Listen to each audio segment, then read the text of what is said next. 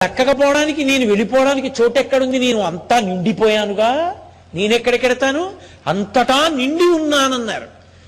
మీరు నమ్మగలిగితే ఇప్పుడు నేను చెప్తున్న మాటలు, మీరు వింటున్న మాటలు, మన మధ్యలో ఆయన ఉన్నారు, ఉండి ఆయన వింటున్నారు.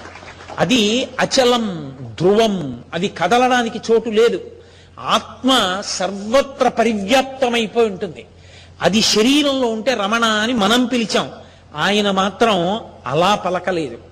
ఆయన ఎప్పుడు దీన్ని సాక్షిగా చూస్తూ ఉండేవారు. ఇది ఇది ఇది అనేవారు తప్ప నేను అనేవారు కాదు.